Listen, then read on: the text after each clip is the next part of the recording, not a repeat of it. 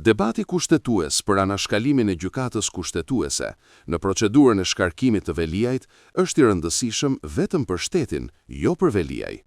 Veliaj është i interesuar të shpejtojë procedurën drejt gjykatës së Strasburgut për të drejtat e njeriut për të ankimuar paraburgimin dhe në rastin konkret edhe shkeljet në shkarkimin e tij.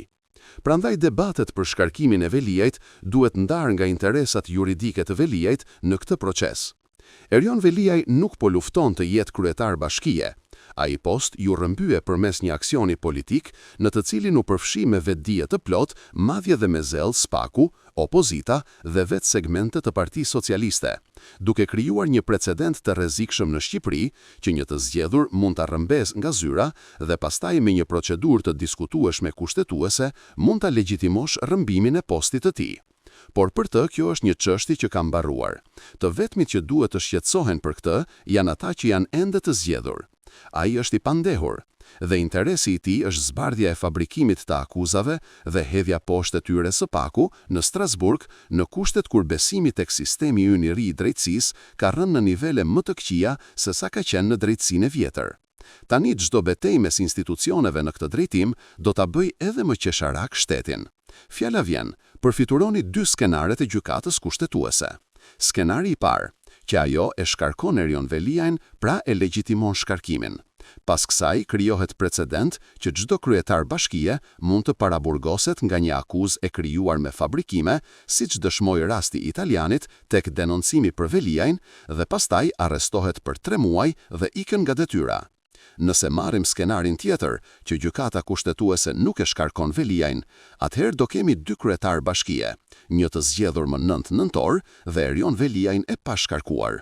Natyrisht, në këtë rast, do mbetet ai që zgjidhet më 9 nëntor, pasi kemi thirrur popullin të votojë përsëri, ndërsa Veliajt duhet i japim rrogën deri më 2027. Siç kemi bërë me Arben Rakipin apo Dhori Sollakun, kur janë shkarkuar në mënyrë antikushtetuese. Në pozitë qesharake vendoset dhe opozita.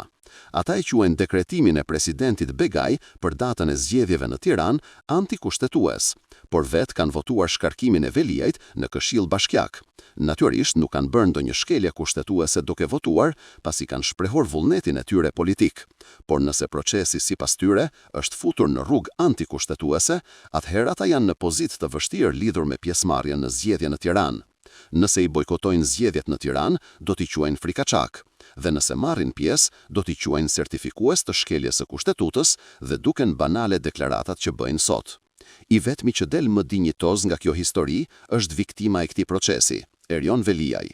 Ai thjesht është viktimizuar më shumë në gjithë këtë proces politik ndaj tij, që nga fabrikimi i akuzave, shpikja e dëshmitarëve të rrem, pagesat për mitinge para zyrës së tij, arrestimi pa akuzë, shkarkimi pasi e kanë arrestuar dhe tani edhe ky debat kushtetues për zgjedhjet e reja. Në gjithë këtë histori, ai ka shërbyer vetëm si shkat që të gjithë të gabojnë duke shkelur kodin penal, kodin e procedurës penale, pavarësinë e pushtetit lokal dhe në fund kushtetutën. Po të kishte dënim me vdekje, do t'ua lehtësonte punën, por në fakt shpresoj t'ja kenë lehtësuar ata atij. Natyrisht kam parasysh gjykatën evropiane të drejtave të njeriut, se po të kishte gjykata normale këtu, ai nesër duhet të lirohej në gjykatën e lartë, pasi prej sot ai dhe zyrtarisht nuk është më kryetar bashkie, pasi është shpallur fushata elektorale dhe kanë rënë të gjitha arsyet pse është arrestuar. Por ata të tre që e gjykojnë janë pjesë e drejtësisë së re, e cila është një përzierje e Republikës së prokurorëve me politikanët e korruptuar.